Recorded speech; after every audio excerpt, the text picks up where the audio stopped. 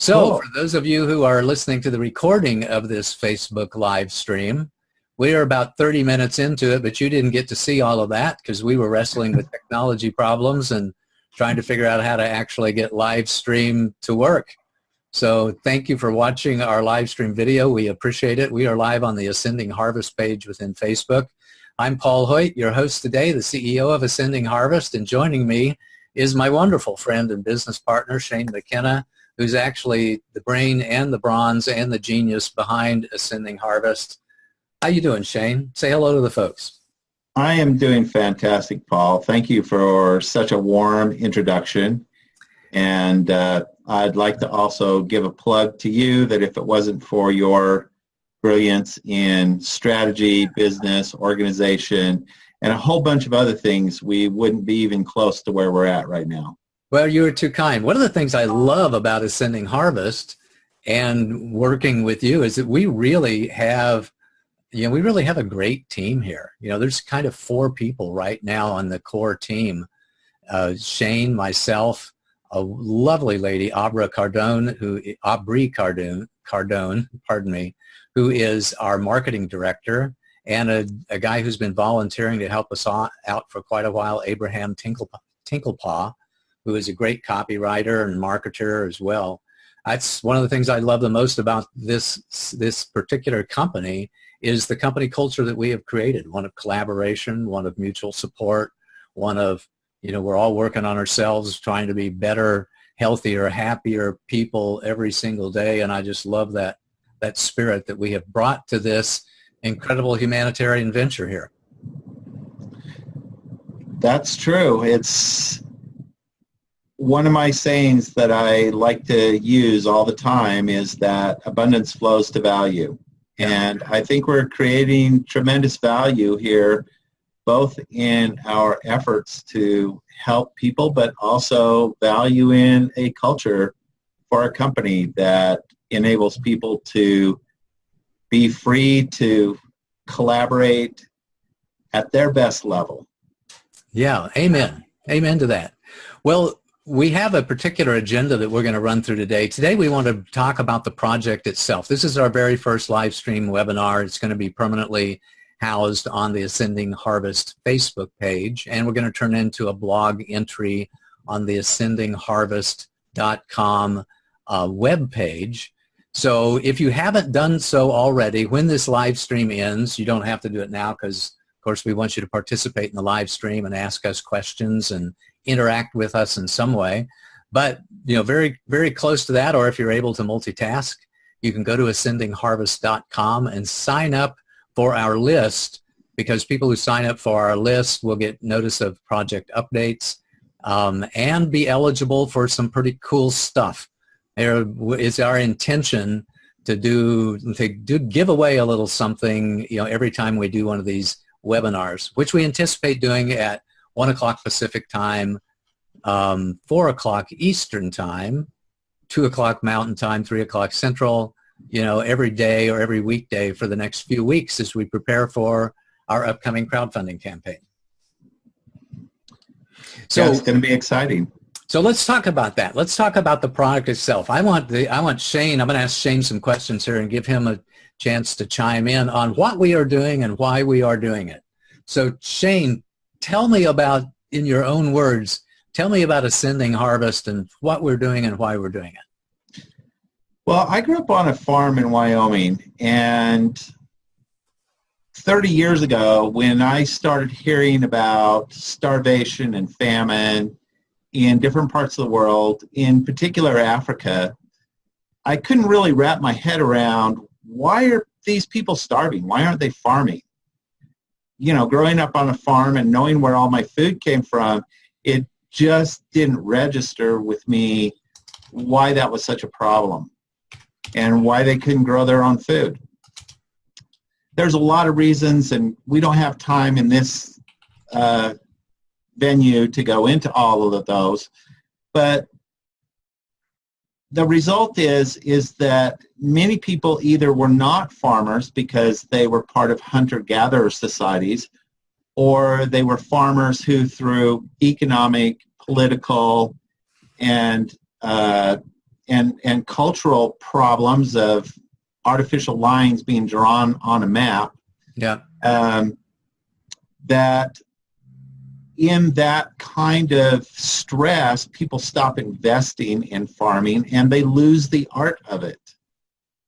When you're in a survival situation, farming is the long game. And when you're in survival, you're worried about today, getting through the day, not about what is coming up in a couple of months. And so there are a lot of people going to Africa and teaching farming. There's one big challenge with teaching farming, and that is that people have to learn it. So learning farming is not a weekend symposium. It's not something that you can do in a short period of time. It's a lifetime quest to get good at achieving high nutrient and production value out of your farming efforts.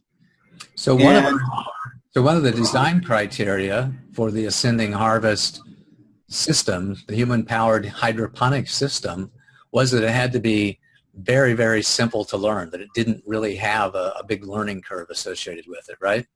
Right.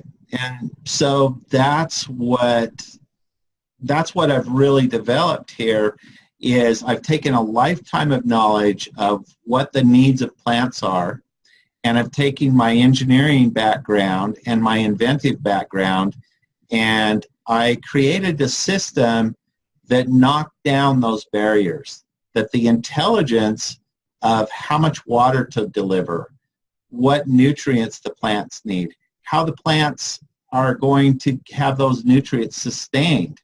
All of that is baked into the system so that a user only has to follow 3 simple instructions. And those simple instructions are add water, add air, add compost or organic materials. And there's a lot of complexity behind those simple steps, but for the user, it's like them using a cell phone. Cool. You don't have to know how that, pardon me, let me, speaking of using the cell phone. Yeah, let me unuse Facebook on there so that we don't have a problem. Anyway, you don't have to know how the software works in your cell phone to use it.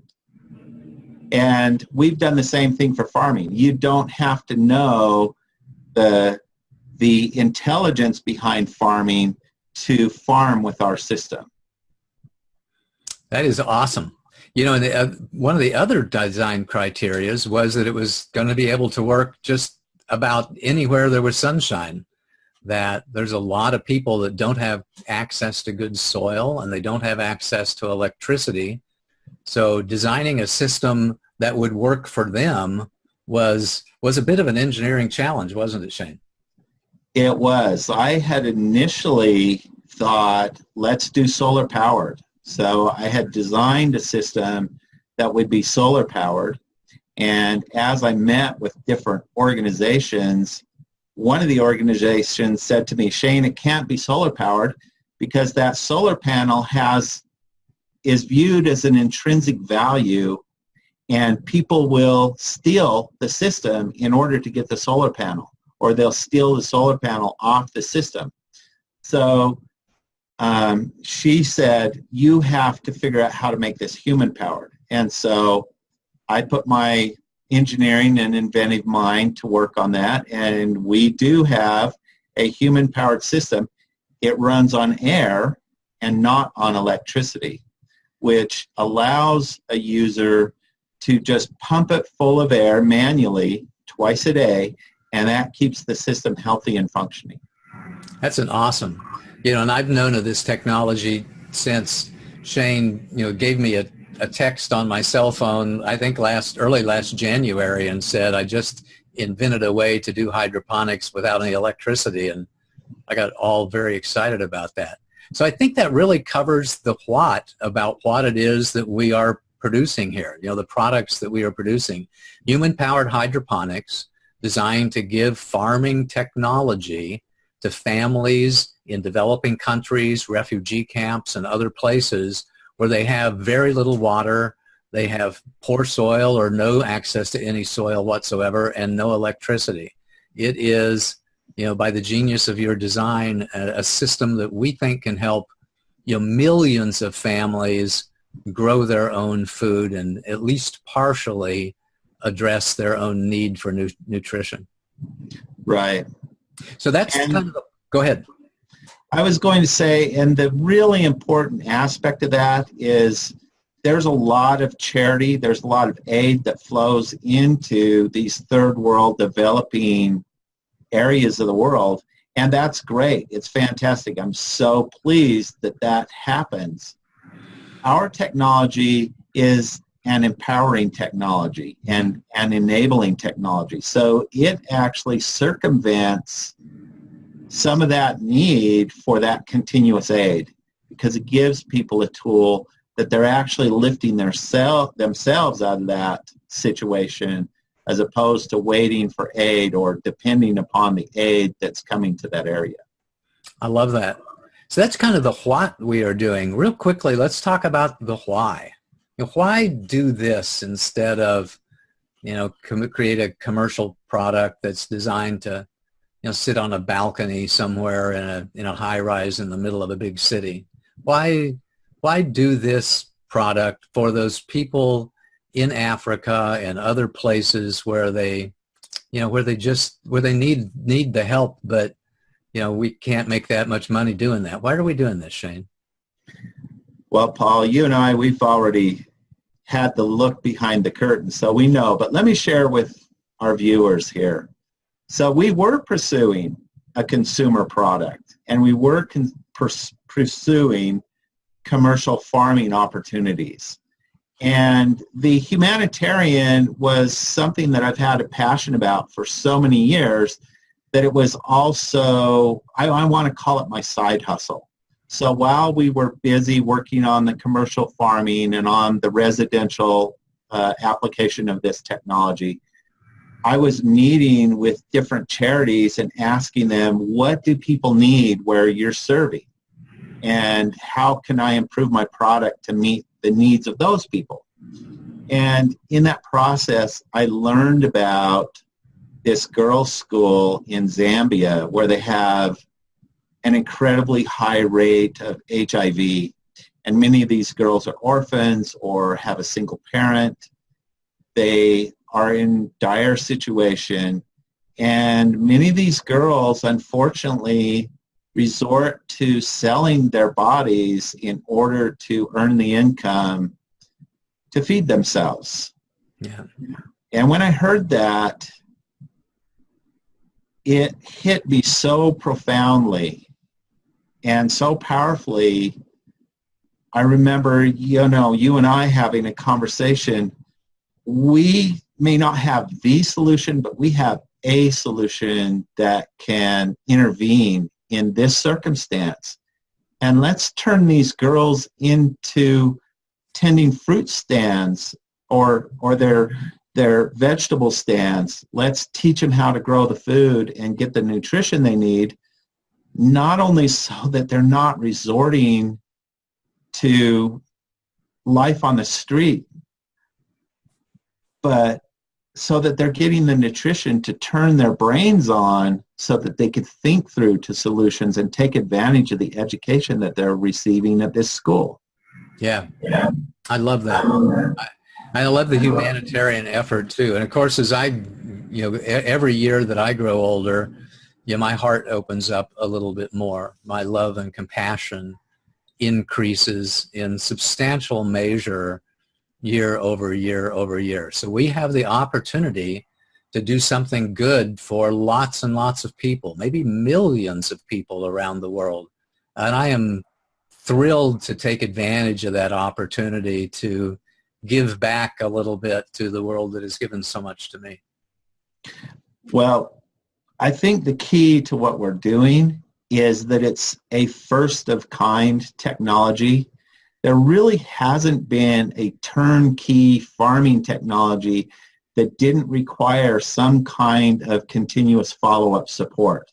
So there's lots of turnkey hydroponic systems, but they require specific nutrients.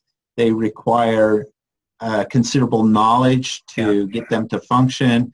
They require maintenance and parts. And we have simplified our system so that it actually uses organic materials that people can gather locally, and we biodigest those materials in a way that they provide the ongoing nutrient support that their plants need to thrive. And our system has been designed so that even the air pump was designed from a disused plastic bottle.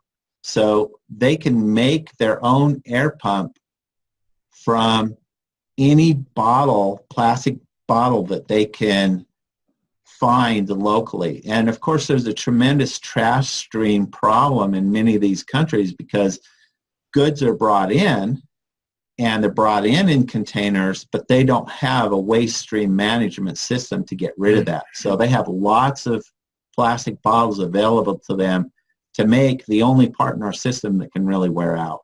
That's fantastic. Well, I think it's pure genius what you have created here, and I'm thrilled to be a part of the team that brings this technology to the world. One of our current projects, for those of you listening in and tuning in, is a crowdfunding program, a campaign on Indiegogo that we anticipate starting in the month of September, which is Hunger Action Month here in the United States. So we're doing this particular live stream, Facebook post, Zoomcast webinar thing almost every day for the next few weeks and into the actual execution of the Indiegogo crowdfunding campaign. You know, every day it's our intention to bring you a little bit of a project update, to talk to you a little bit more about what we're doing and why we're doing it and how you can support it, to introduce you to some of our great sponsors. And we have had, you know, we've been blessed with a number of sponsors that have been willing to contribute, you know, to our cause in the way that they can, which is through products and services that they bring to the world.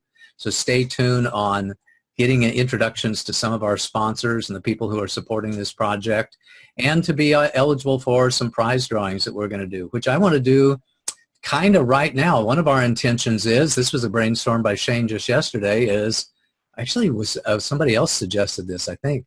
It suggested that we give away one of these systems to people who have signed up to be a member of our community on our website. So if you want to be eligible to win your own system and perhaps other prizes too, please go to ascendingharvest.com and sign up. Not only will you get project updates, but you'll also get the opportunity to win a little prize every now and then. And that's kind of what I would like to do right now. So I have taken a list of everybody who had signed up to email last night, as of last night late, and downloaded that list and assigned random numbers to everybody on the list. I'm going to ask my friend here. Actually, we're going to ask, is David still with us, Shane? I think he is. I think he is. David, if you are still with us, I know we can't hear you, but you can type into the chat log. And if you would just give us a number, random number from between 0 and 10,000. That will, the person whose random number is closest to that's going to win the prize for today. If you would do that, I would appreciate that. And Shane, there we go. What is the number? He picked the number 2012, so 2012.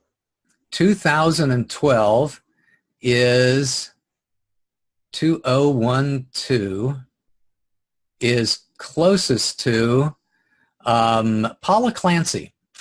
Well, I'm not sure I recognize that name, but Paula Clancy, we're going to tag you on Facebook and we're going to send you an email. You are the winner of the prize of today, which is one of these human-powered hydroponic systems. That, just as a word of caution here, we think that these will be in the market in February or so you're going to have to be patient for 6 months, maybe 7, as we complete the product development and take it to manufacturing. But when we do, you win a prize or win one of these systems for yourself that you can put on your balcony, or you can give away to somebody that you know, or you can donate it to a family across the seas in your name as you like. So thanks so much for giving us your name and email address. And for those of you who are listening to this, please go to ascendingharvest.com and sign up for our list, and you too maybe have the opportunity to win one of these prizes. That's so awesome. And if you decide to keep it and grow a tomato on your balcony, they work really great for tomatoes. Grow a tomato on your balcony. I ate a tomato off of one of our systems just the day before yesterday, and I got to tell you, it was delicious. It was slightly sweet. It was tangy. It had that punch to it that leaves that little bit of tang on the back of your tongue that really nice, delicious vine-ripened tomato does. So not only will lots of people get to take advantage of the nutrition, but you'll have an opportunity to take advantage of a nice, delicious tomato from your own system too. Awesome. I love that. Well, I think we're going to bring it to a close for today. Thank you very much, Shane. Thank you for those who joined us on Facebook Live and who joined us on the Zoom webinar. We're going to use the same webinar ID, every day for the next, 4, 5, 6 weeks as Shane and I talk about the project updates and talk about the things that you want to talk about.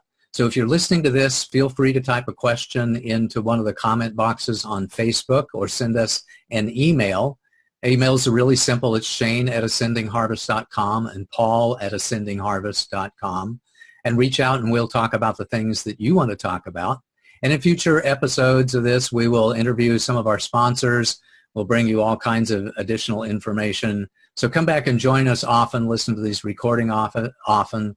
And if you haven't done so already, go to ascendingharvest.com and sign up for our list. We surely would appreciate it. Thank you so much for joining us today. Shane, any last comments here before we come to an exit here? I would just encourage people that while we're going to be excited to receive any donations that you might give us during our crowdfunding, we're also equally valuing you sharing our project, because sharing our project is going to allow us to impact more people's lives. I love that. Thank you for saying that. Yeah, we know that our success with the crowdfunding project depends entirely on the number of people who know about the project. So if you would share this video or share some other information that comes your way, other posts from the Ascending Harvest Facebook page, we surely would love that and appreciate it greatly. And somewhere there's a little child in Africa or a family in a refugee camp that appreciates that as well. So thank you again for tuning in today. Shane and I will be back tomorrow with our Zoomcast on and Facebook Live at 1 p.m. Pacific, 4 p.m. Eastern Time. Join us. We look forward to seeing you there. Thanks so much. Thank you. Bye-bye.